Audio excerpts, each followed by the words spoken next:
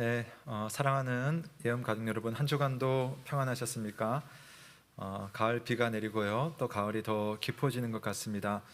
비가 내린 후에는 조금 날씨가 추워진다고 하죠. 여러분, 몸 건강, 또 마음 건강 또 잘 지키시고 이번 가을에 하나님의 은혜와 또 열매가 풍성한 그런 계절이 되셨으면 좋겠습니다.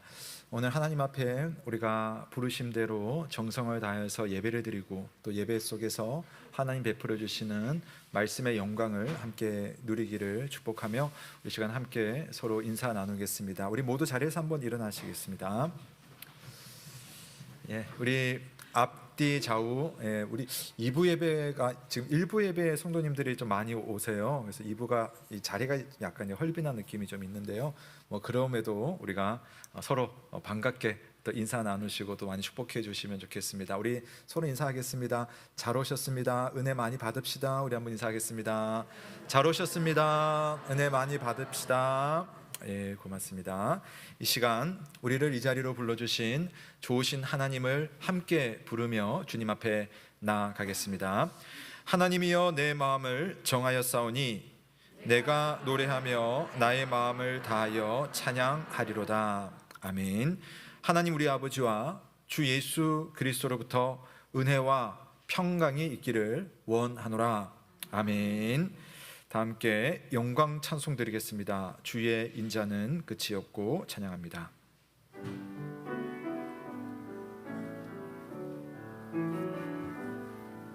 주의 인자는 끝이 없고 그의 자비는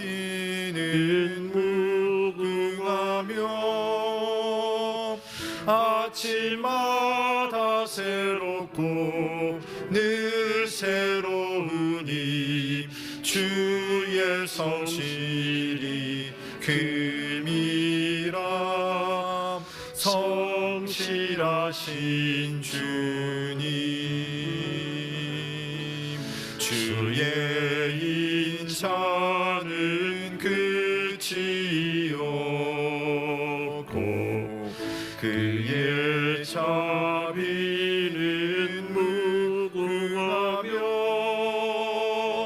아침마다 새롭고 늘 새로우니 주의 성실이 금이라.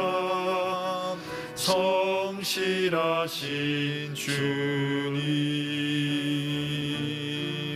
주의 인자는 끝이 없고 그의 자비는 무궁하며 아침마다 새롭고 늘 새로우니 주의 성실이 금이라. 성실하신 주님,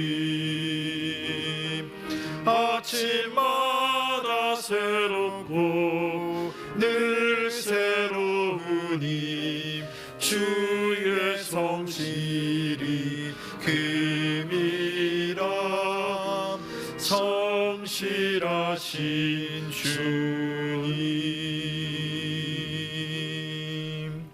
모두 자리에 앉으시겠습니다. 이 시간 함께 시편 51편 말씀을 교독하겠습니다. 51편 1절에서 10절을 교독합니다. 하나님이여 주의 인자를 따라 내게 은혜를 베푸시며 주의 많은 긍휼을 따라 내 죄악을 지워 주소서. 나의 죄악을 맑게 씻으시며 나의 죄를 깨끗이 제하소서. 무릇 나는 내 죄과를 아오니 내 죄가 항상 내 앞에 있나이다. 내가 주께만 범죄하여 주의 목전에 악을 행하였사오니 주께서 말씀하실 때에 의로우시다 하고 주께서 심판하실 때에 순전하시다 하리이다. 내가 죄악 중에서 출생하였으며 어머니가 죄 중에서 나를 잉태하였나이다. 보소서 주께서는 중심이 진실함을 원하시오니 내게 지혜를 은밀히 가르치시리이다. 우슬초로 나를 정결하게 하소서. 내가 정하리이다. 나의 죄를 씻어 주소서. 내가 눈보다 희리이다. 내게 즐겁고 기쁜 소리를 들려 주시사 주께서 꺾으신 뼈들도 즐거워하게 하소서. 주의 얼굴을 내 죄에서 돌이키시고 내 모든 죄악을 지워 주소서. 하나님이여, 내 속에 정한 마음을 창조하시고 내 안에 정직한 영을 새롭게 하소서. 아멘. 사랑하는 여러분, 우리 하나님께서 주의 백성들을 하나님의 은혜의 자리, 예배의 자리로 부르셨습니다. 그러나 거룩하신 하나님 앞에 우리가 서기에는 지난 한 주간의 삶이 참으로 깨끗하지 못한 시간들이 있었습니다. 우리의 생각이, 또 우리의 말이, 우리의 행동이, 또 우리의 만남과 또 우리의 헌신들이 하나님 앞에서 참 정결치 않은 그런 모습들이 있습니다. 그럼에도 불구하고 주님은 우리를 이 자리로 불러주시고 우리를 향한 주님의 뜻을 보여주시고자 합니다. 우리가 먼저 주님 앞에 기도할 것은, 하나님, 이런 우리를 불러주셨사오니 감사드립니다. 그리고 한 주간 살면서 좋으신 하나님 앞에 나는 하나님 앞에 진실된 삶을 살지 못하였습니다. 용서해 주옵소서. 내 생각이, 내 입술의 말이, 내 행실이 그랬습니다. 또 하나님, 사랑하고 용서하라고 내게 맡겨주신, 또 나와 만나게 하신 사람들에게 하나님 정말 주님의 사람으로 살지 못하였습니다. 주님, 용서해 주옵소서. 그리고 남들은 알지 못하지만 내 마음의 깊은 곳에 주님 앞에 해결되어야 한 그러한 죄가 있습니다. 주님, 용서하여 주옵소서 할 때에 용서하시고 우리를 새롭게 하기 기뻐하시는 하나님의 은혜가 있습니다. 우리 시간 하나님의 은혜를 구하며 다 함께 참회의 기도를 올려드리겠습니다. 살아계신 하나님 아버지, 지난 한 주간을 돌아보며 하나님 앞에 참회의 기도를 올려드립니다. 주님께서는 선하신 일로 내 삶의 모든 것을 채워주셨사오나 나는 하나님 앞에 이처럼 연약한 모습으로, 이렇게 부끄러운 모습으로 온전히 서지 못하였음을 주 앞에 고백합니다. 하나님, 내 마음속에 있는 깨끗하지 못했던 마음들, 하나님 보시기에 부끄러웠던 내 생각의 죄들을, 또 온전히 사랑하지 못했던 내 마음들을, 또 쉽게 판단하거나 또 모르는 사람을 향하여서 친절하지 못하였던 내 안에 그리스도를 닮지 못한 모습들을 주께서 불쌍히 여겨주시고 용서하여 주셔서 하나님 앞에 온전히 설 수 있도록 주님 인도하여 주시옵소서. 아버지 하나님, 아버지 하나님께서 내 마음을 깨끗한 모습으로 새롭게 해주시길 간절히 바라오니 주님 거룩한 마음으로 하나님 앞에 설 수 있도록 주님 인도하여 주시옵소서. 주여, 종을 용서하여 주시옵소서.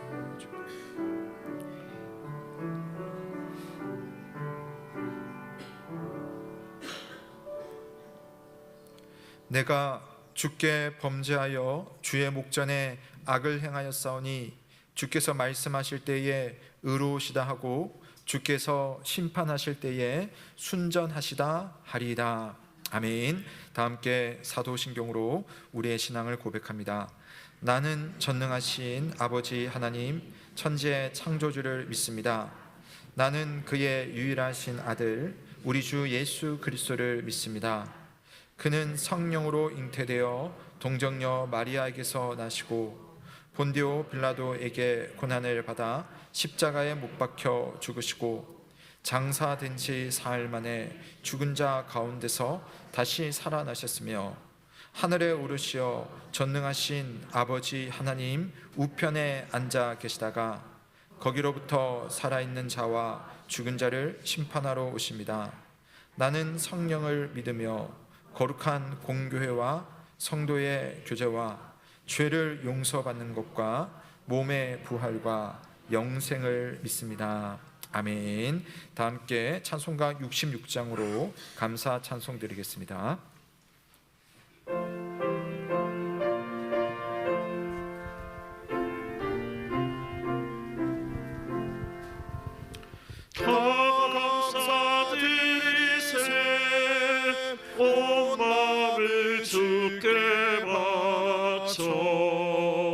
그 섭리 놀라워 온 세상이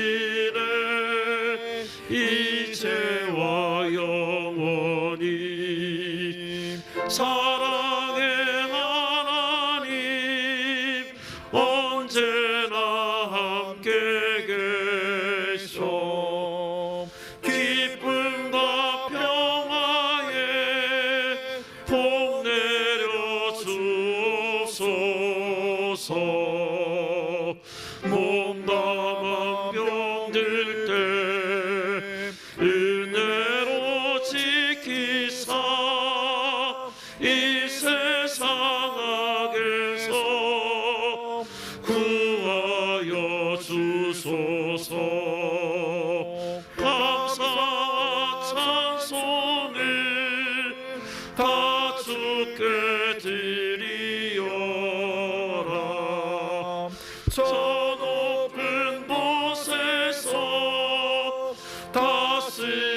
다스리시는 주님 영원한 하나님 다 경배하여라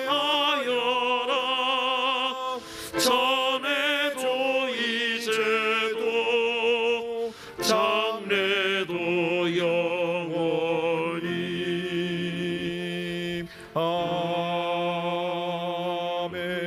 아멘. 다 같이 기도드리겠습니다. 은혜가 풍성하신 사랑의 하나님, 이 좋은 계절에 건강한 육체와 맑은 정신을 주시어서 주님 앞에 나와 예배할 수 있게 하시니 감사합니다. 앞으로 나아갈 것도 주님께서 지키실 줄 확신하오니 저희의 믿음이 발걸음을 쉬지 않게 하시옵소서. 오늘도 신령과 진정으로 예배하는 자들을 찾으시는 하나님이시오니 거짓 없는 마음과 진실된 마음으로 예배드리게 하시옵소서. 주님을 사랑한다고 하면서도 하나님의 나라를 추구하기보다는 이 세상의 이득을 얻기 위해 분주했습니다. 이 모든 허물진 세상을 회개하오니 주님의 피로 깨끗이 씻으시고 청결한 마음과 진실한 영으로 새롭게 하여 주옵소서.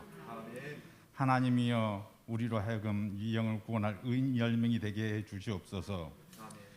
불의와 제약으로 간영한 이 땅에서 우리로 하여금 정의를 사랑케 하시고 의로운 일 위해 자신의 이권을 내려놓고 믿음으로 선택할 수 있는 믿음을 허락해 주옵소서. 특별히 말씀을 통하여 믿음이 자라나게 하시고 전도에 힘써 많은 곡식을 추수하게 하시고 서로 돕고 이해하면서 하나님 나라의 백성으로 훈련되게 하여 주옵소서. 그래야 하나님의 뜻이 이 땅 위에 이루어지도록 힘쓰고 땀 흘리고 더욱 사랑하며 서로 격려하고 용기를 다하는 우리 신앙생활이 되도록 축복하여 주옵소서. 오늘도 주님이 세우신 교회를 위하여 수고하는 담임 목사님 비롯한 부모 목사님 붙잡아 주시고 하나님의 마음을 다하여 주옵소서. 교회와 성도들을 돌보는데 부족함이 없도록 늘 인도하여 주옵소서. 이 시간에 말씀을 전하실 담임 목사님 위에 함께하사 오늘도 말씀을 듣는 가운데 하나님의 섭리를 바라볼 수 있는 눈이 열리게 하시고 말씀으로 거듭나게 하며 저희의 약함이 주님 앞에서 강하게 되는 역사를 체험하게 하여 주시옵소서. 찬양으로 영광 돌리는 성가들을 축복하셔서 그들에게 하나님의 영광이 충만케 하시고 주의 거룩함이 넘치게 하옵소서. 예배의 시종을 주님께 의탁하며 거룩하신 예수님의 이름으로 기도드리옵나이다. 아멘.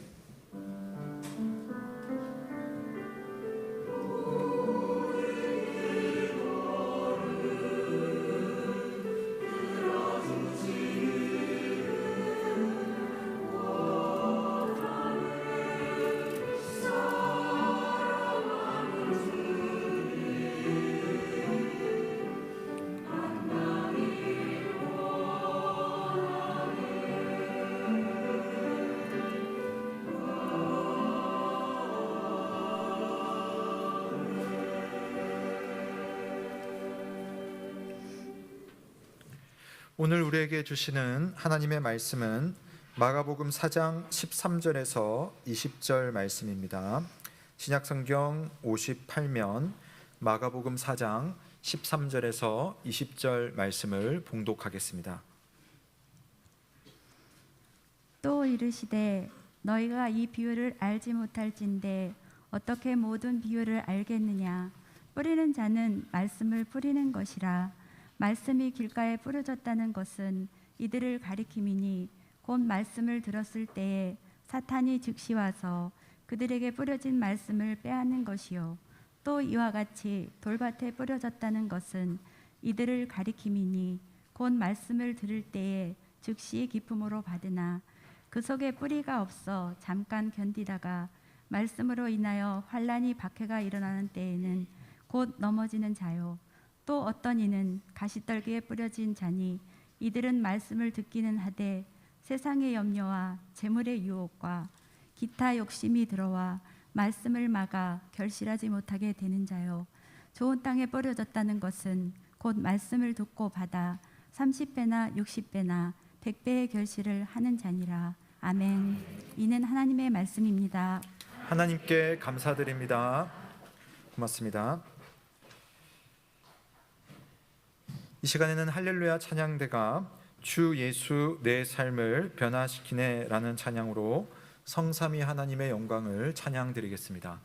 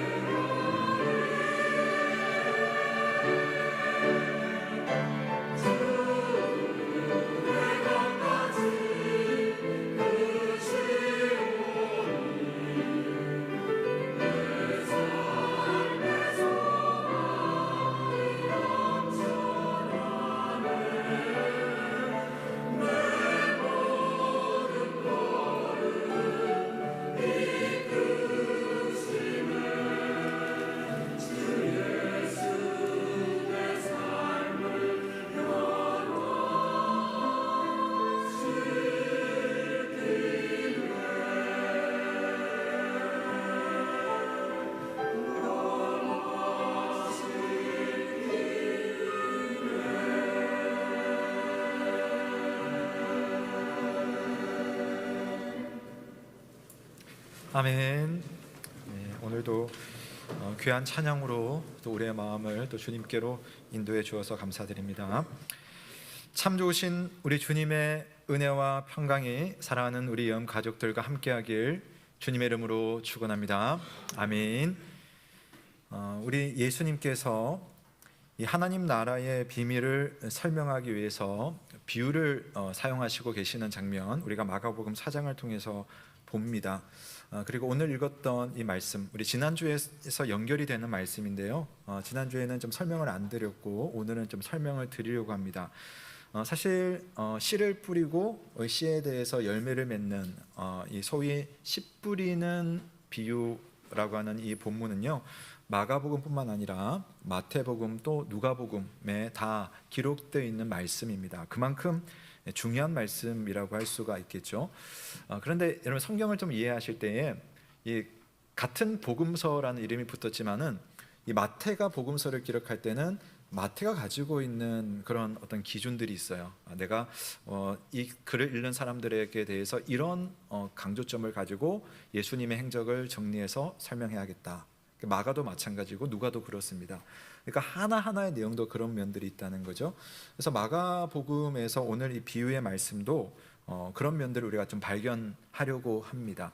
그래서 어떻게 알 수가 있냐면은 비교를 해보면 좋아요. 여러분, 뭐 한 번에 좀 이렇게 쉽게 훈련하지 않으면 좀 쉽지는 않지만 마태복음에 나오는 이 비유, 마가복음에 나오는 비유, 누가복음에 나오는 비유를 보면 각각의 표현들이 좀 다른 부분이 있어요. 이게 틀렸다는 것이 아니라 이것을 기록할 때에 어떤 사람은 그것을 강조해서 거기다 기록하기도 하고 어떤 사람은 이 부분은 좀 빼기도 하고, 그렇게 여러분 글 쓸 때 그러시잖아요. 그런 겁니다. 그래서 마가복음에서는 마가가 이런 점을 좀 강조합니다.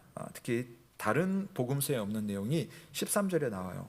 자, 보시면 너희가 이 비유를 알지 못할진대 어떻게 모든 비유를 알겠느냐. 이게 마태나 누가복음에는 없는 표현입니다. 그러니까 마가만 기록을 하고 있어요. 너희가 이 비유를 알지 못할진대 어떻게 모든 비유를 알겠느냐. 예수님께서 하신 말씀입니다. 자, 이런 느낌이죠. 너희가 지금 내가 하려고 하는 이 비유, 그러니까 비유가 지금 여러 개가 있는데 여러 비유를 하시잖아요. 근데 첫 번째 이 비유가 정말 중요하다는 느낌이 들어요.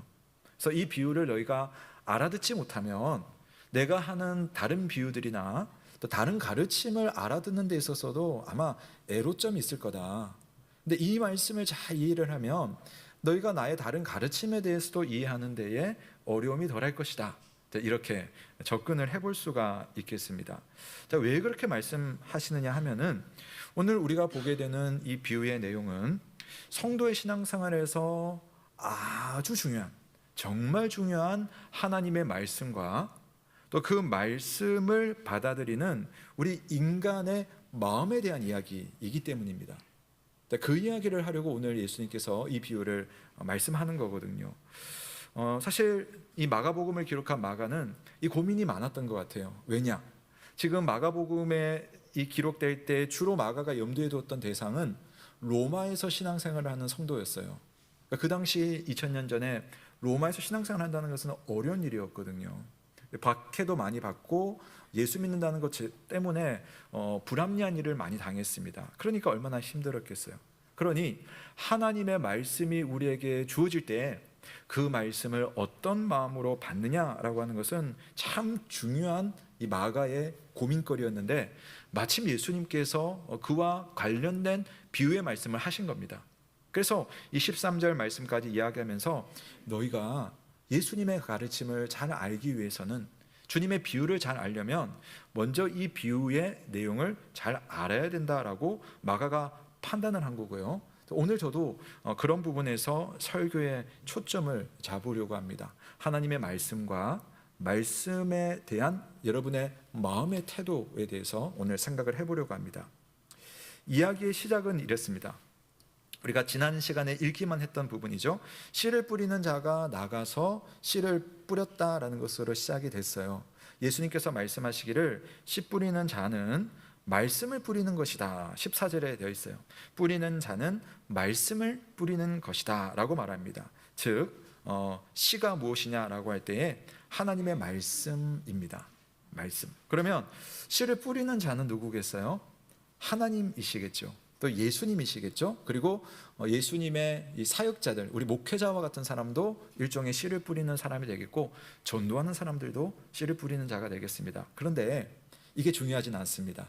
오늘 말씀의 초점은 누가 씨를 뿌리느냐가 아니라 이 씨가 떨어졌을 때 어떻게 되느냐의 문제거든요. 그래서 씨가 떨어진 장소가 중요합니다. 그 씨가 4군데 장소에 떨어졌는데 그 장소가 말해주는 것이 뭐냐? 바로 우리 사람의 마음을 비유하고 있습니다. 그러니까 말씀을 받는 사람의 마음. 그래서 각각의 마음에 뿌려진 하나님의 말씀이 그 마음마다 각기 다른 결과를 얻었다라는 것이 이 전체 비유이고 또 비유의 핵심적인 상황입니다. 자, 이제 예수님께서 설명하시는 각각의 땅에 대해서 한번 간략하지만 한번 설명을 해드리려고 하는데요. 사실 여러분 이 말씀 한번 헤아려 보세요. 몇 번 들어보셨어요? 아마 어린 시절부터 신앙생활 하신 분은 아마 수십 번 손에 못 셀 만큼 이야기를 많이 들으셨을 겁니다. 저도 사실 그 범주에서 크게 벗어나지는 않는 설교를 할 텐데요. 자, 그럼에도 불구하고 하나님께서 이 시간에는 여러분에게 나에게 뭐라고 말씀하시는지 한번 집중해서 들어보시면 좋겠습니다. 첫 번째로 씨가 떨어진 곳은 길가입니다. 씨를 뿌렸는데 씨가 밭에 안 떨어지고요, 길가에 떨어집니다. 자, 4절에서 길가에 떨어진 씨는 새들이 와서 먹어버렸다라고 되어 있네요. 씨는 떨어졌지만 씨 뿌린 것이 아무 소용이 없게 되어버린 겁니다. 그러니까 길가에 떨어졌으니까 밭에 떨어져야지 뭐라도 될 텐데 길가에 떨어지고 심지어 새가 물어가 버리니까 이게 씨를 뿌린 것이 아무 소용이 없는 겁니다. 자, 하나님의 말씀이 길가와 같은 마음에 떨어졌다는 것은 말씀을 받아들인 사람에게 그 말씀이 아무 의미가 없는 말씀이다, 그 이야기를 하는 거잖아요. 여러분, 아무리 사람에게 좋은 이야기를 해도 그 이야기가 나와 상관없다라고 여러분 생각하면 암만 들어도 여러분 그게 귀에 안 들어오잖아요. 그냥 쑥 지나가 버립니다. 아무 소용이 없습니다. 듣기는 들어도 들리지 않는 상태. 이런 복음이라고 하는 것, 하나님의 이 기쁜 소식이라고 하는 것은 그 말씀을 듣고 자기 마음에 심겨져야지 그것이 복음이지, 마음이 심겨지지도 않는데 예수 그리스도의 십자가가 그 사람에게 복음이 되는 게 아니라는 겁니다. 그래서 나와 상관없는 사건에 불과하죠. 그래서 예수님은 이 상태를 이렇게 설명하십니다. 우리 15절 말씀 함께 읽어보겠습니다. 시작. 말씀이 길가에 뿌려졌다는 것은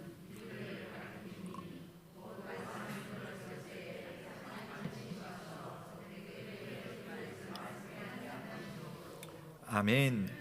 자, 사람의 마음에 하나님의 말씀이 들렸어요. 귀에 그 말씀이 딱 들어왔습니다. 듣기는 들었어요. 그런데 이게 말씀이 나에게 부딪혀 오지 않는 거예요. 그러니까 사탄이 보세요, 즉시 와서 그들에게 뿌려진 말씀을 그냥 회수를 해가는 겁니다. 그러니까 사탄의 아주 손쉬운 요리 대상이 되는 그런 마음의 상태가 있다는 겁니다.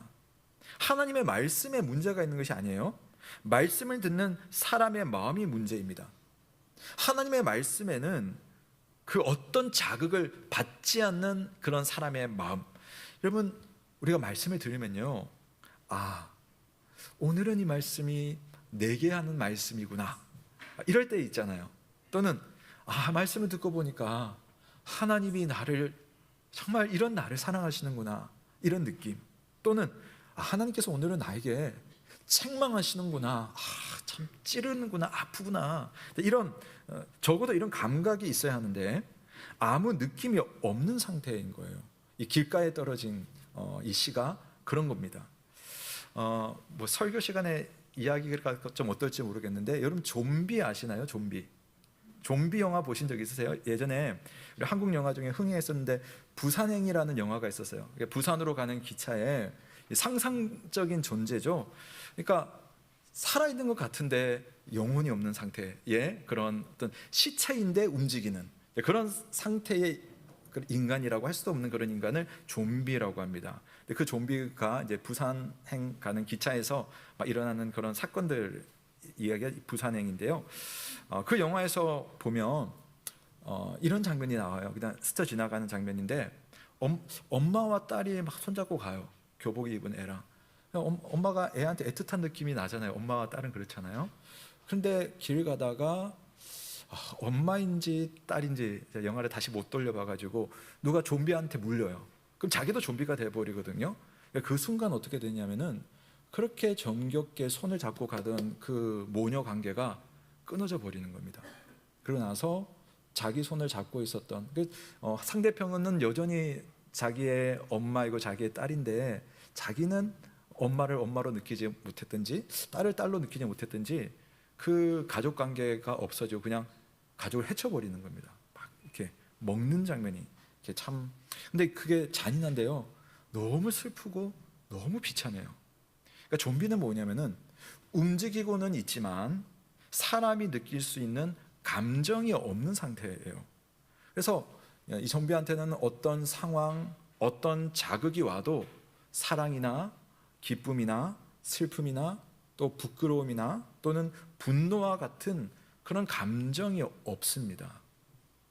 제가 왜 이야기를 하느냐면은 영적인 생명에 있어서도 여러분 때로는 좀비와 비슷한 그런 상황이 될 수도 있어요.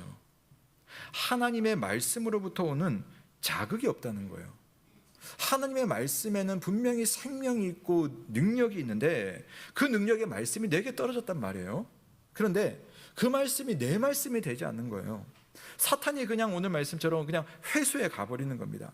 그러니까 이 상태가 참 안타까운 것은 자기가 그런 상태인 것을 알지도 못하고 이 상태인 것을 벗어나려고 하는 아무런 시도도 못한다는 겁니다. 좀비처럼. 죄를 깨닫게 하는 하나님의 말씀 앞에서 자신의 죄를 돌아보지 않는 상태, 용서하시는 아버지의 사랑을 접하면서도 내가 하나님 아버지 앞에 이렇게 죄인으로서 용서를 받았구나 라는 느낌을 가지지 못하는 상태, 사랑하라는 주님의 말씀을 듣고도 그 말씀을 외면하면서 여전히 그 형제를 증오하고 미워하고 어떻게 하면 그 형제가 넘어질까라고 고민하는 그런 상태에 어떤 하나님의 말씀의 자극에도 반응하지 않는 영적인 좀비와 비슷할 수 있다는 거죠. 여러분, 우리의 상태는 어떻습니까?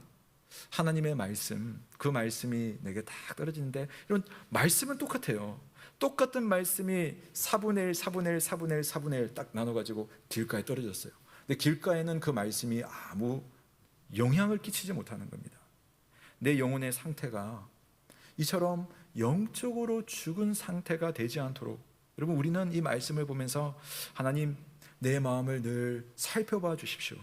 성령 하나님, 죽은 자를 일으켜 깨우시는 성령께서 내가 그런 상태에 처하지 않도록, 혹시 지금 내 마음이 그렇게 조금씩 굳어져 가고 있다면 내 마음을 칼로 찔러서 깨트려 주시고 살과 같이 바꾸어 주옵소서 라고 기도할 수 있는 그런 마음으로 내 영혼의 상태를 주님 앞에 간구할 수 있는 저와 여러분 되시길 주님의 이름으로 축원합니다. 자, 두 번째, 씨가 떨어진 곳은 흙이 얕은 돌밭입니다. 흙이 얕은 돌밭. 5절 말씀에 보면요, 이곳에 떨어진 씨는 조금 자라요. 싹이 나오기도 합니다. 그런데 워낙 돌밭이니까 흙이 없어요. 그러니까 뿌리가 내릴 수가 없죠. 뿌리가 없으니 곧 수분 섭취가 되지 않습니다. 그러면 하늘에 햇볕이 떠가지고 뜨거운 햇볕을 장시간 맞게 되면 어떻게 되느냐? 말라 죽는 겁니다. 수분이 없으니까요. 자, 이 돌밭과 같은 마음이 보여주는 상태가 무엇인지 예수님의 해석을 한번 읽어보실게요. 자, 16절과 17절입니다. 우리 함께 읽습니다. 시작. 또 이와 같이 돌밭에 뿌려졌다는 것은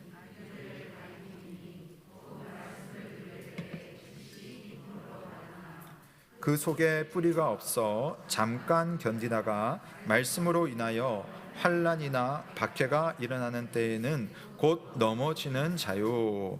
아멘. 우선 앞에 보았던 길가의 마음과는 다른 마음이죠.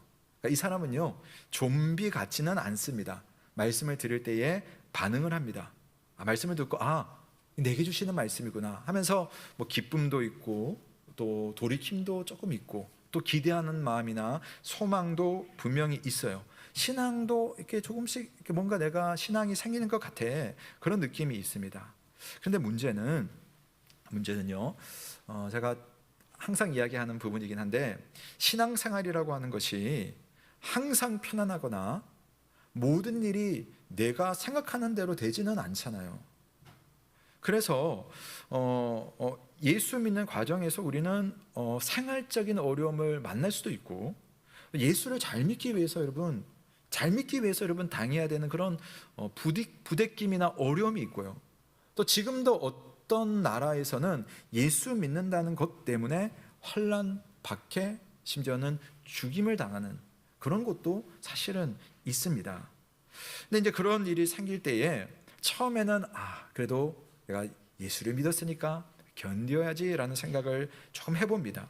근데 조금 애써 보지만 그게 오래가지 못하는 상태가 오늘의 상태입니다. 그래서 내게 왜 이런 일이 생겨? 실망하거나 넘어지고 마는 겁니다. 예수님은 그런 모습을 뿌리가 없는 상태로 비유를 했습니다. 우리는 여기서 믿음의 중요한 일면을 볼 수가 있는데요. 여러분, 믿음을 따라 사는 것은 예수님의 말씀처럼 자기를 부인하고 자기 십자가를 지는 삶이에요. 예수 믿는다는 것은 주님이 분명히 단호하게 말씀하셨어요. 나를 따르는 것은 자기를 부인하고 자기 십자가를 사는 삶이다. 근데 우리가 신앙생활을 하면서 종종 오해하거나 스스로 세뇌하는 명제가 있습니다. 그것은 신앙생활 잘하면 만사 형통한다 라는 생각을 우리는 은연중에 해요. 아니라고 하지만 여러분 한번 보십시오.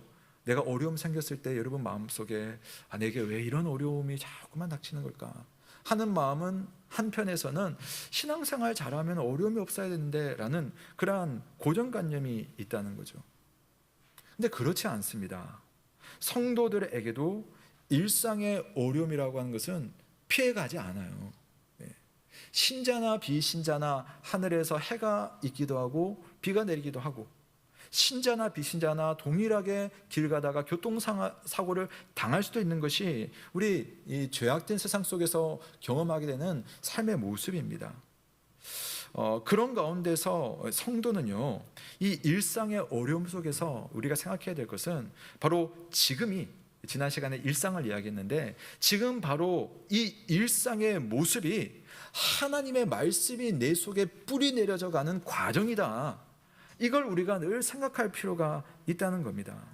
하나님의 말씀 자체가 지금 어려운 내 삶 속에 다 들어와서 내 생각을 차츰차츰 채우고 또 내 삶의 토양을 바꾸면서 자꾸만 내 속에 하나님의 어떤 그 생각과 하나님의 그 기대하는 마음과 그 말씀이 내 삶에 이렇게 채워져 나가는, 그것이 바로 뿌리를 내려져 가는 과정이라는 거죠. 근데 예수님은 자기를 따르는 길은 환난의 길이라고 대놓고 말씀하셨습니다. 하지만 주님의 말씀은 그렇다고 해서 우리가 주님의 길을 따라가는 곳의 목적지가 괴로움이고 절망이고 인생의 파멸이다, 주님은 그렇게 말씀하신 적 한 번도 없습니다. 주님은 우리를 항상 푸른 초장과 쉴만한 목적지라고 하는 그곳으로 반드시 인도하시는 분이시되, 그 과정 속에는 해를 받을 일도 있고 또 우리를 두렵게 하는 일들도 있기 때문에 그것을 우리의 마땅한 과정으로 여기라 라고 주님은 항상 말씀하시는 겁니다. 그래서 말씀의 약속을 붙들고 삶 속에 인내하는 중에 우리의 말씀이 뿌리 내려져 가는 거예요. 예수 잘 믿으면 문제가 없어야 된다가 아니라 예수 잘 믿는 과정 속에 나타나는 문제야말로 내 믿음이 내 삶 속에 뿌리 내려져 가는 그러한 하나님의 은혜이며 또 다른 기회다라고, 그런 담대한 믿음으로 여러분의 일상을 접할 수 있기를 주님의 이름으로 축원합니다. 여러분, 운동선수들 있잖아요. 저는 운동선수들이 참 존경스러운 것 같아요. 그냥 일반인들과 비교를 해보더라도 어떤 운동선수든 자기 분야에서 정상을 꿈꾸는 선수치고, 그 나이가 어려도 그렇습니다. 그런 운동선수들은요, 자기 재능만 믿고 기다리지를 않아요. 그렇잖아요. 내가 꿈나무니까 가만히 있으면 성장할 것이고 가만히 있으면 국가대표 될 것이고 가만히 있으면 메달 딸 것이다. 그런 사람 아무도 없잖아요. 그냥 안 기다립니다. 그 사람들은요, 고통을 자기의 삶의 일부로 받아들입니다. 어떤 고통이냐면 훈련하는 고통이죠. 그 경기는 정말 일순간, 뭐 어떤 경우는 몇 초인데 그 몇 초를 위해서 선수들이요 그냥 1년 내내의 훈련이라는 고통, 그 땀과 눈물을 얼마나 당연하게 여기시는지 아십니까? 자기 분야에 합당한 훈련의 과정을 정말 기쁨으로 그걸 감당을 하는 거예요. 힘들지만. 그런데 이 힘든 훈련이 쌓이고 쌓이면서 그게 자기의 이 운동 실력에 뿌리를 내리는 거잖아요. 그 뿌리가 많이 내려진 사람이 보상을 받습니다. 사진 하나 보여드릴게요. 발입니다, 발. 이제 제가 사진 3개를 보여드릴 텐데 여러분 너무 잘 아시는 발입니다. 모든 국민이 아는 발이에요.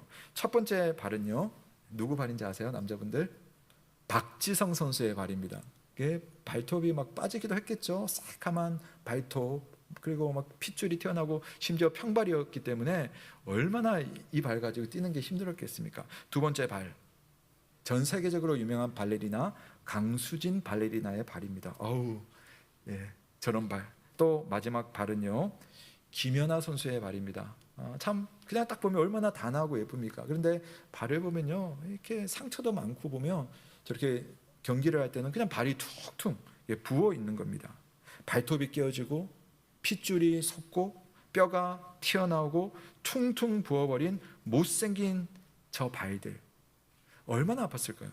그러나 선수로 사는 이상 자기들은 이런 발로 살아가고 이런 발로 경기하는 것을 당연히 여겼을 것이고, 그래서 그 발로 달리고 저 발로 점프를 하고 넘어지는 과정이 있었기 때문에 지금의 영광스러운 찬사를 받을 자격이 그들에게 충분한 겁니다. 여러분, 신앙생활도 그런 것 아닐까요? 우리가 믿음으로 살아도 어쩌면 믿음으로 살기 때문에 고단한 인생살이를 만나는 것이 오히려 당연하다는 겁니다.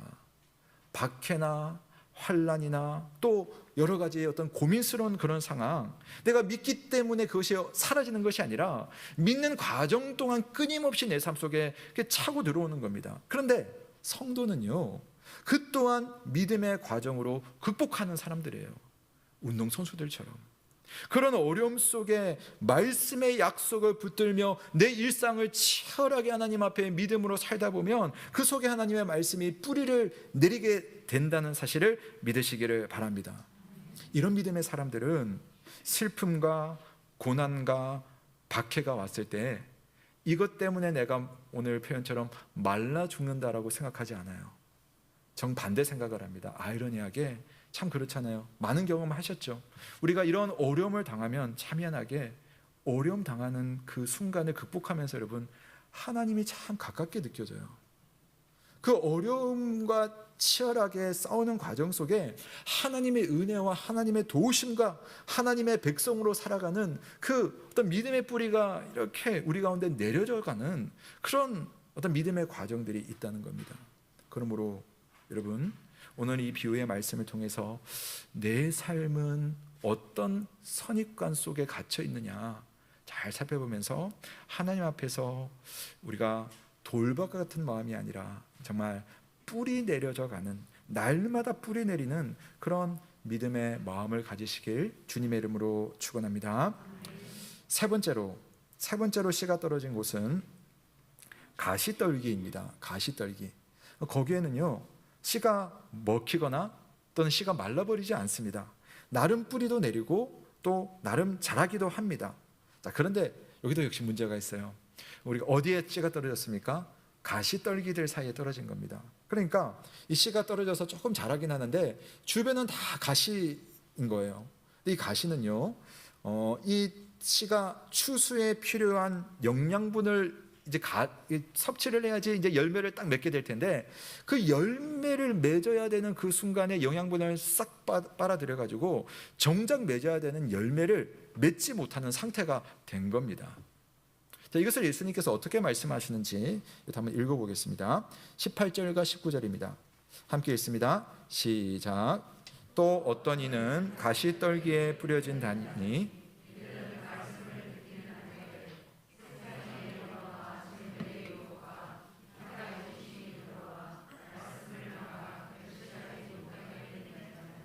아멘. 자, 이 사람에게요 하나님의 말씀이 다 들렸어요. 그 말씀이 사라지지도 않고 또 어려움이 왔다고 해서 나는 포기할래 라고 하지도 않은 것 같아요. 꽤 괜찮은 마음의 상태입니다. 하나님의 말씀을 이해를 했어요. 이제는 그렇기 때문에 이 말씀을 따라 살면서 하나님 나라의 열매를 맺고 거두면 되는 겁니다. 그런데 열매를 맺지 못하고 있네요. 무엇이 문제입니까? 여러분, 하나님의 말씀이 우리의 삶에서 열매를 맺으려면요, 기억하세요. 여러분께서 말씀에 대한 순종, 하나님에 대한 헌신이 꼭 필요합니다. 하나님의 말씀에는 분명히 능력이 있지만 그 능력이 내 삶 속에서 열매가 되려면 그 하나님의 말씀 앞에 순종하고 헌신하는 그런 영적인 활기가 필요한데, 이 상황은 그 활기가 없는 거예요. 빼앗겨 버린 겁니다. 가시떨기 때문에. 그러면 무엇이 우리로 하여금 그런 영적인 순종과 또 헌신을 할 수 있는 활기를 빼앗는가? 가시떨기란 과연 무엇인가라고 할 때 예수님은요, 그건 세상의 염려, 재물의 유혹, 그 외의 기타 욕심들이다 라고 말씀을 하십니다. 그래서 이런 것들이 결정적인 순간에 하나님의 말씀의 능력을 딱 막아버리는 거예요. 하나님의 말씀은 성도의 순종을 통해서 열매를 맺는데, 여러분께서 주를 위해서 어떤 순간에 순종해야 되는 때가 있거든요. 가령 그 사람 용서해라 라고 할 때 여러분 그때 순종해야 되는 거죠. 주를 위해서 너의 시간을 내어놓아라 라고 할 때 순종할 수 있는, 헌신할 수 있는 거죠. 또 나의 나라를 위해서 너가 너의 재정까지 아끼지 않을 수 있겠느냐라고 할 때 그 또한 순종과 헌신을 위한 영적인 활기가 필요한데, 이 가시떨기가 그걸 못하도록 다 막아서는 겁니다. 사실 그냥 있을 때는 신앙생활 자체는 잘하고 있어요. 문제가 없습니다. 누가 봐도 잘하고 있는 집사님이십니다. 그런데 하나님을 위해서 나의 것을 바치거나 드리거나 순종해야 되는 그런 어떤 특별한 순간이 왔을 때, 열매가 팍 맺혀야 되는 그 순간에 그걸 못 해버리는 겁니다. 주님을 위해서 많은 시간을 드리면 왠지 남들보다 뒤처질 것 같다는 그런 이 세상의 염려, 하나님의 나라와 성결을 위해서 재정을 드리면 이런 생각, 드린 만큼 내가 덜 써야 될 거고 드린 만큼 덜 편안한 삶을 살아야 하니 그거 하지 말고 최대한 나를 위해서 모으자는 그런 정도의 재물의 유혹, 예를 드는 겁니다. 하나님께 헌신하고 그분의 말씀 앞에 아멘입니다, 그렇게 하겠습니다 순종하기보다는 그냥 내 마음이 기쁜 것을 더 충족하는 것이 훨씬 좋죠. 남 용서하는 것보다는 계속 미워하는 것이 내 마음이 훨씬 어떤 면에서는 나아 보이기도 한 거죠. 그게 욕심입니다. 여러분, 이런 선택들을 하면 이 세상에서 살아가는 그 지금의 이 삶의 이 바운더리 안에서는 그게 나한테 훨씬 유익해 보입니다. 그러나 영원한 하나님 나라에서 맺어야 되는 열매, 하나님 앞에 가서 하나님, 제가 이 땅에 사는 동안 주님께 이렇게 순종했고 이렇게 헌신했습니다, 내어놓아야 되는 그런 열매는요, 맺히지가 않는 겁니다. 그게 바로 가시떨기의 역할인 겁니다. 하나님의 말씀을 한번 보십시오. 하나님은요, 아무것도 염려하지 말라고 말씀하셨습니다. 하나님은 너희의 보물이 있는 곳에 너희의 마음이 있다고 해서 우리의 마음을 주님께서 알아보신다고 하셨어요. 또 하나님은 오직 주 예수 그리스도로 옷을 입고 정욕을 위해서, 너의 욕심을 위해서 육신의 일을 도모하지 말라라고 그렇게 강력하게 권면을 하셨습니다. 우리가 하나님의 은혜를 구하고 하나님의 도움을 요청할 때 우리의 마음속에는요, 이런 마음이 있잖아요. 야, 사랑의 하나님께서 내가 이렇게 간구하는데 그분 반드시 내 목소리를 들으시고 나를 도와주실 거야. 여러분이 당연히 가져야 되는 생각이에요. 그런 마음을 우리가 다 중심에 가지고 있습니다. 그런데 참 이상하게도 하나님께서 내게 주시는 것은 너무나 마땅하다고 여기면서 내가 하나님을 위해서 드리고 내가 주를 위해 포기하는 것에 대해서는 우리가 얼마나 주저하는지, 얼마나 아까워하는지 모릅니다. 하나님은 나를 위해서 아낌없이 모든 것을 주셨는데 정작 나는 여러분 얼마나 자린고비처럼 아끼고 있습니까? 여러분 말씀의 내용에 대해서 여러분 어떤 순종을 하십니까? 예수님이 우리를 위해서 아버지의 뜻 앞에 어떤 순종을 했는지 말씀드리지 않아도 우리가 다 알고 있는데 우리는 주님의 말씀 앞에 어떻게 순종하고 있느냐는 겁니다. 여러분의 시간, 여러분의 재정, 여러분의 마음과 정성은 지금 무엇을 위해서 사용되고 있습니까? 세상의 염려, 재물의 유혹, 기타 욕심이 여러분 지금 결실할 수 있는 그 순간 그 결실을 다 가로막고 있지는 않은지, 그런 가시떨기가 여러분의 삶을 다 붙들고 있지는 않은지 잘 살펴보시길 바랍니다. 마지막 네 번째 내용입니다. 씨가 좋은 땅에 떨어져서 이제 뿌리가 내립니다. 싹이 납니다. 잘 자랍니다. 그리고 이제 마침내 열매를 맺습니다. 예수님은 이 비유를 이렇게 해석을 하는데요. 자, 20절 말씀 함께 읽겠습니다. 시작.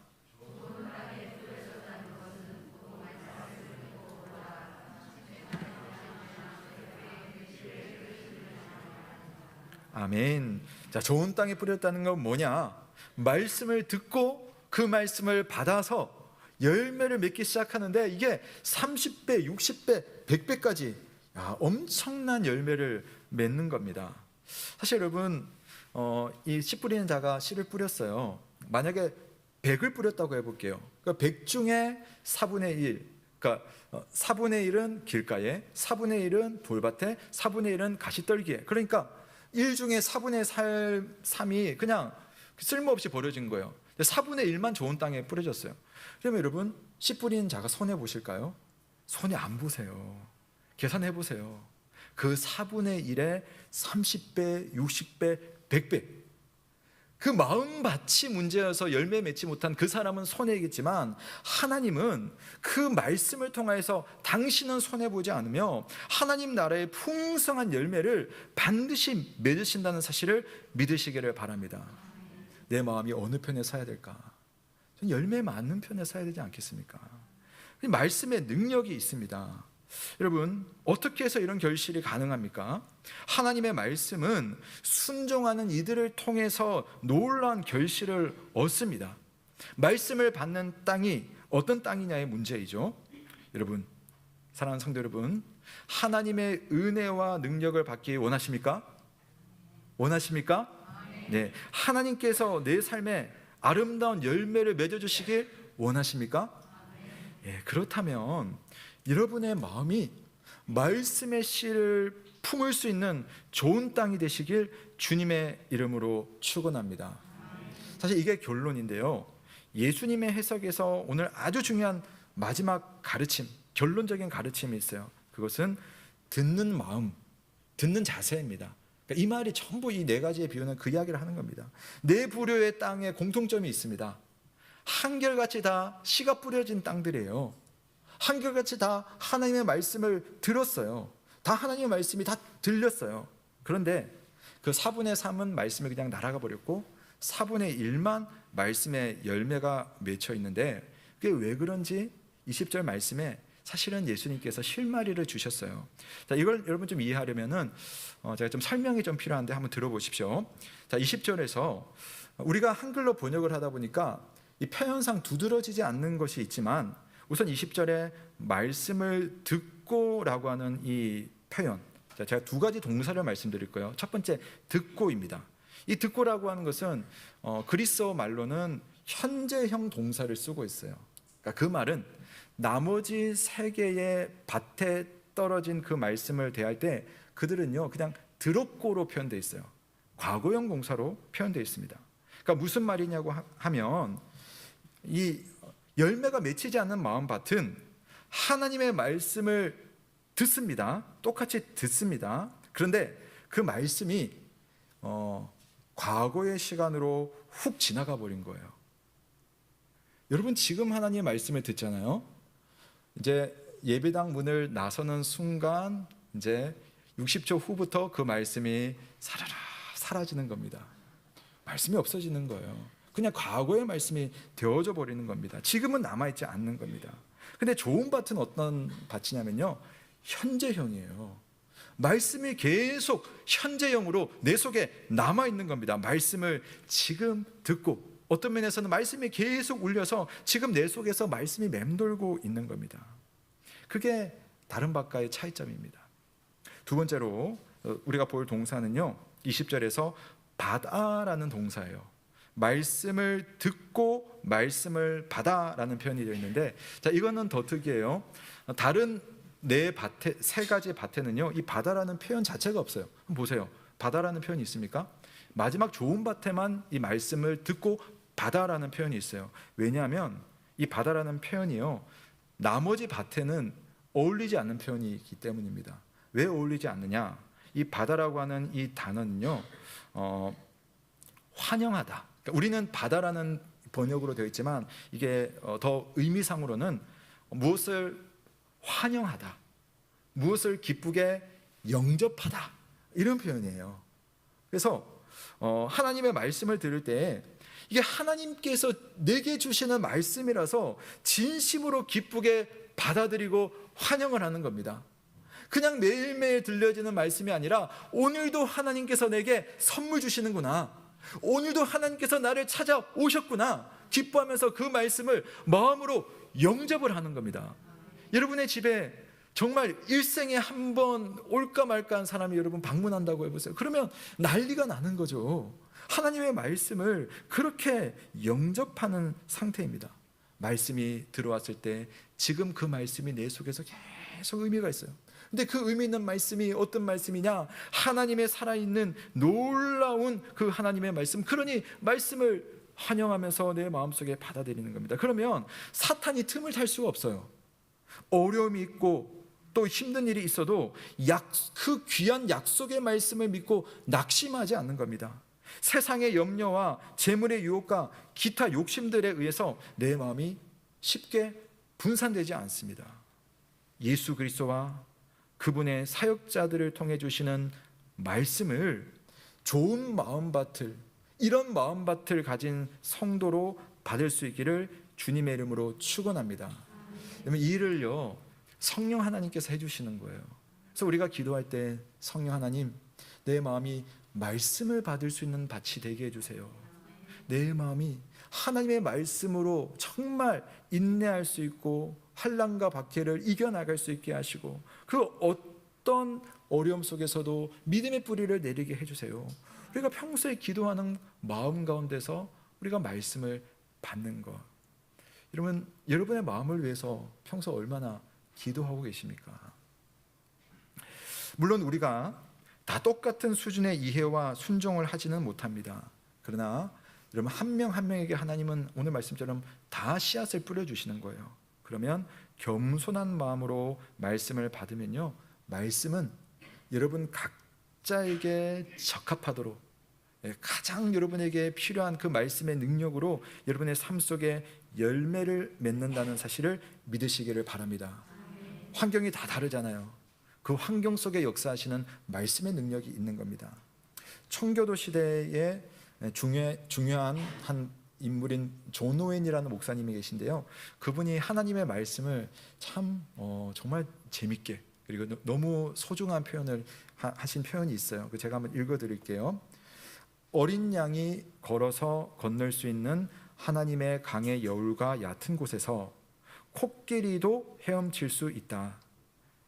성경의 모든 것은 너무나 분명해서 아무리 보잘것없는 신자라도 그의 의무에 속한 것과 그의 행복에 필요한 모든 것을 이해할 수 있다. 그런가 하면 성경의 어떤 것도 절대로 단순하지 않기에 가장 지혜로운 사람들도 그 안에 담긴 깊고 방대한 신적인 지혜를 흠모할 수밖에 없다.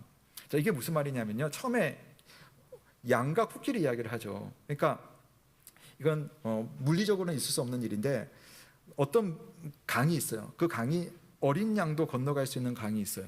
그럼 어린 양은 그 강에서 이렇게 물도 마시고 막 지나다닐 수 있는 거죠.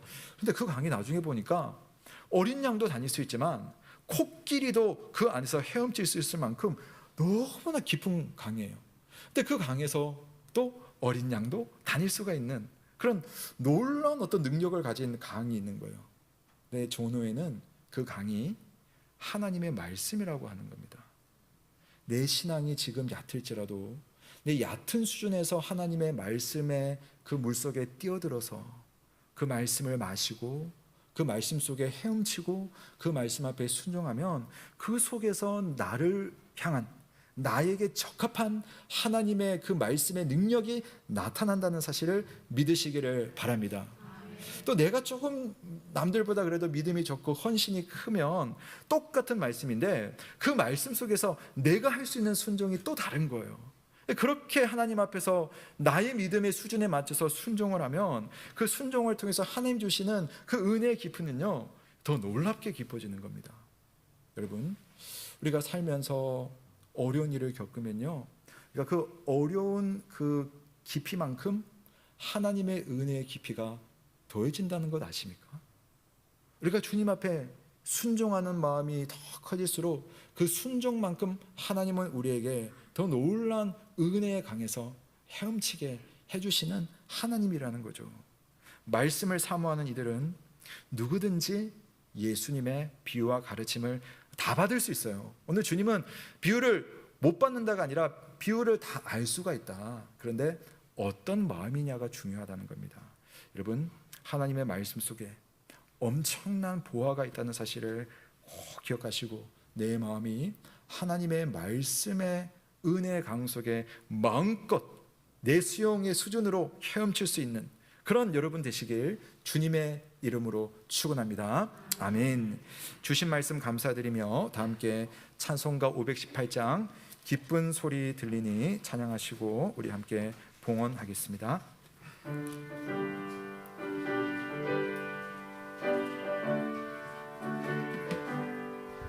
기쁜 소리 들리니 예수 구원하신다. 만민에게 전하라. 예수 구원하신다. 주님 명령하시니 산을 넘고 물 건너 온 세상에 전하라. 예수 구원하신다. 바다들아 외쳐라. 예수 구원하신다. 모든 죄인 들어라. 예수 구원하신다. 모든 서봐 일어나. 메아리 쳐 울려라. 복음 중에 복음은 예수 구원하신다. 환난 중에 하는 말 예수 구원하신다. 다시 살아나시어 예수 구원하신다. 지은 죄로 인하여 슬픈 마음이 있어도 숨질 때에 내 얼마 예수 구원하신다. 바다들아 외쳐라. 예수 구원하신다. 기뻐하라 나라들.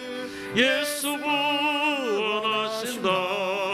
구원하는 복음을 산과 들에 전하라. 우리들의 승전가 예수 구원하신다. 아멘. 사랑하는 성도 여러분, 오늘 말씀 속에 아까 말씀드렸던 것처럼 예수님은 씨 뿌리는 자가 누구인지를 일부러 잘 밝히지는 않으셨습니다. 당연히 하나님이시고 또 말씀 사역자들이 그 부류에 해당됩니다. 말씀이 중요한 만큼 말씀을 주시는 하나님, 또 그 말씀을 전하는 사역자는 실제로 참 교회에서 중요합니다. 그런데 오늘 비유는요, 초점이 참 달라요. 그것이 뭐냐면 여러분의 마음을 이야기하고 있습니다. 하나님의 말씀을 받아들이는 그 마음의 초점. 그래서 예수님은 뿌리는 자에 대한 해석을 하지 않고 밭에 대한 이야기만 하시는 겁니다. 사랑하는 여러분, 하나님의 말씀을 대할 때 말씀이 가진 능력과 은혜에 기대하고 집중하는 것만큼 그 말씀을 받아들이는 여러분의 평소의 마음에 대해서 살피는 것이 참 중요합니다. 오늘 예배를 마치고 집으로 돌아갈 때에 목사의 설교가 얼마나 좋았느냐를 논하는 것보다 더 중요한 것은 내가 하나님의 말씀을 받을 마음이었느냐가 아니겠습니까? 그분의 말씀이 내게 떨어지는 것이 오늘 얼마나 놀라운 일인가를 감격하면서 들을 수 있다면 하나님의 음성이 여러분에게 들릴 겁니다. 이 시간 함께 기도할 때 하나님, 제 마음이 하나님의 말씀을 받을 수 있도록, 그래서 나는 좀비 같지는 분명히 않을 거예요. 그러나 내 마음속에 어려움 때문에 얕은 돌밭에 있어가지고 뿌리내지 못하는 그런 믿음이 안 되게 하시고, 세상의 염려, 재물의 유혹, 기타 욕심 때문에 열매 맺지 못하는 그런 결단하지 못하는 믿음이 되지 않도록 하나님, 내 마음이 정말 하나님의 말씀의 열매를 맺는 좋은 밭이 되게 하옵소서. 저의 삶이 하나님의 영광을 위해 순종하는 삶이 되게 하여 주옵소서. 우리 한번 이 시간 자기 마음의 상태를 주님 앞에 올려드리며 성령의 은혜를 구하며 기도하시겠습니다. 살아계신 하나님 아버지, 오늘 하나님 앞에 내 마음을 올려드리며 기도합니다. 하나님, 오늘 주님께서 우리의 마음에 대해서 말씀하시고 우리의 상태에 대해서 가르쳐 주시니 감사를 드립니다. 내가 하나님의 말씀을 받을 때에 진심으로 좋은 밭으로 하나님의 말씀을 받을 수 있도록 주께서 인도하여 주옵소서. 오늘 하나님의 말씀에 씨를 받고도 그 말씀을 날려버리거나 또 말리게 만들어버리거나 또는 열매 맺지 못하는 그런 상태에 머물지 않도록 주님 인도하여 주옵소서.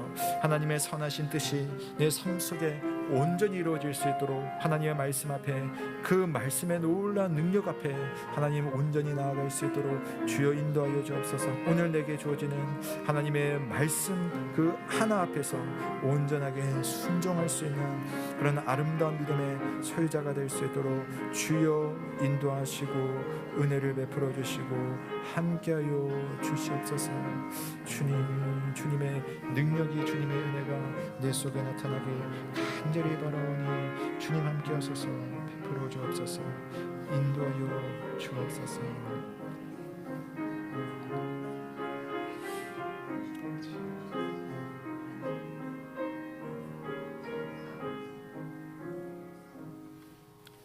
하나님 아버지, 오늘 주님의 비유의 말씀을 통하여서 앞으로 하나님의 모든 비유와 모든 말씀을 대할 때에 어떤 마음의 모습으로 그 말씀을 대해야 될지 발견하게 하시니 감사드립니다. 하나님, 돌밭 같은 마음 거절합니다. 가시떨기와 같은 마음 거절합니다. 우리는 정말 주님의 말씀을 참으로 늘 지금 이 순간 들으며 그 말씀을 참으로 귀하게 환영하고 영접할 수 있는 그런 마음으로서 하나님의 말씀이 내 속에 30배, 60배, 100배 열매 맺을 수 있는 그런 마음이 되길 간절히 바라옵고 소원하옵나이다. 인간적인 생각들, 유혹들, 욕심들 앞에서 하나님 성령의 인도하심을 받을 수 있도록 우리 영혼의 상태를 주께서 어루만져 주시고 단단하여지고 굳어버린 마음이 살과 같은 마음으로 날마다 변하여질 수 있도록 우리 자신도 스스로를 살피되 성령께서 우리의 마음을 날마다 부드럽게 마사지해 주시길 간절히 바랍니다. 오늘 주님 앞에 귀한 예물을 바치오니 주께서 받아주시고 하나님의 교회가 선한 일에 주님의 나라를 위해 정직하고 바르고 겸손하게 잘 사용할 수 있도록 주께서 인도하여 주옵소서. 감사를 드리며 예수 그리스도의 이름으로 기도드립니다. 아멘.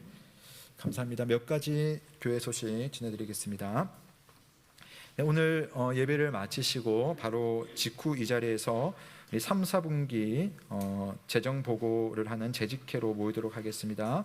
우리 교육자, 장로, 집사, 권사, 그리고 우리 교회에서 임명받은 우리 서리 집사 재직 회원들이니까요. 참석을 부탁드리겠습니다. 예, 오늘 정기당에 오후에 모이도록 하겠습니다. 교우 소식이 있습니다. 먼저 장례 소식이 있습니다. 어제 우리 박경희 권사님 어머니, 성함이 안 써 있는데요, 이엘의 권사님이십니다. 이엘의 권사님께서 하나님의 부름을 받으셨고요, 부천 순천향 병원 장례식장에 이 빈소가 세워졌습니다. 그래서 오늘 오후 모임을 마치고 가서 우리 조문을 하도록 하겠고요. 함께 하실 분들은 오후 모임 마치고 함께 가셔서 우리 가서 또 예배도 드리고 위로하는 시간 갖겠고요. 또 내일은 11시가 입관입니다. 그래서 교회에서는 10시에 가서 입관 예배를 드리도록 하겠습니다. 나머지 내용들은 좀 자세하게는 여러분 문자로 오늘 내로 발송할 테니까요, 참고하시면 되겠습니다. 그리고 제 소식 하나 전해드리면, 금주 수요일에 서울시민교회 수요 기도회 인도차 출타하도록 하겠습니다. 기도해 주시고요.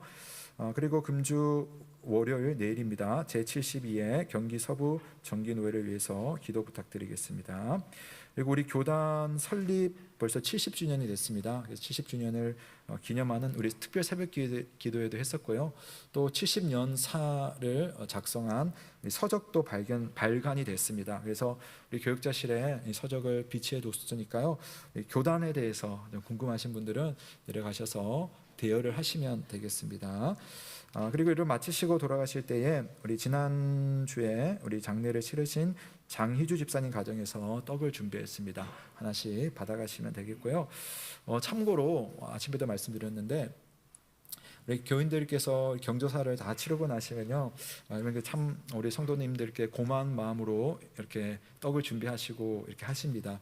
근데 아시는 분 아시겠지만 떡값이 요즘 아주 비싸요. 아주 비쌉니다. 너무 좀 부담스럽지 않을까라는 생각을 제가 좀 해보게 되거든요. 그래서 경조사를 하고 나서 그런 부담 안 가지시면 좋겠어요. 저는 안 하시면 제일 좋겠어요. 안 하시면 제일 좋겠고, 혹 그래도 하시겠다 하시는 분 계시면 떡은 좀 비용이 제가 봐도 좀 부담스러우니까 앞으로 식사를 하게 되면 식사 때 조금 내셔서 그냥 좀 반찬을 좀 도우시는 정도, 고기 좀 먹을 수 있게 해주시면 더 좋을 것 같아요. 그게 훨씬 더 좋을 것 같습니다. 그래서 오늘 이렇게 지금까지 이렇게 마음을 써주신 우리 성도님들 너무너무 고맙고요. 그러나 이제 앞으로는 좀 그렇게 함께 좀 분위기를 만들어가면 저는 더 좋지 않을까라는 생각을 해봅니다. 예, 꼭 하실 분은 하셔도 되겠습니다. 예, 나머지 내용은 주보를 참조하시겠습니다. 우리 모두 자리에서 일어나시겠습니다. 예. 우리 선한 능력으로 우리 1절과 우리 4절 찬송하시고 강목 선언으로 예배를 마치겠습니다. 1, 2절, 4절입니다. 그 선한 힘에 고요히 감싸요, 그 놀라운 평화를 누리며 나 그대들과 함께 걸어가네, 나 그대들과 하늘을 여네. 지나간 어둠의 날들이 무겁게 내 영혼 짓눌러도 오 주여 우릴 외면치 마시고 약속의 구원을 이루소서. 그 선한 힘이 우릴 감싸시니 믿음으로 일어나니 기대하네. 주 언제나 우리와 함께 계셔 하루 또 하루가 늘 새로워. 4절 찬양합니다. 이 고요함이 깊이 번져갈 때 저 가슴 벅찬 노래 들리네. 벅찬 노래 들리네. 다시 하나가 되게 이끄소서. 당신의 빛이 빛나는 이 밤, 그 선한 힘이 우릴 감싸시니 믿음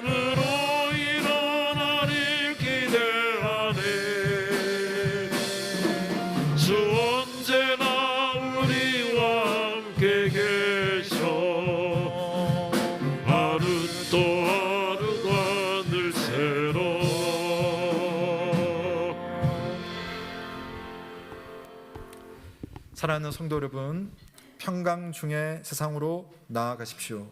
마음을 다하고 목숨을 다하고 뜻을 다하여 하나님을 사랑하고 우리의 이웃을 내 몸과 같이 사랑하시길 바랍니다. 우리 주 예수 그리스도의 은혜와 하나님의 사랑과 성령의 교통하심이 너희 무리와 함께 있을지어다. 아멘.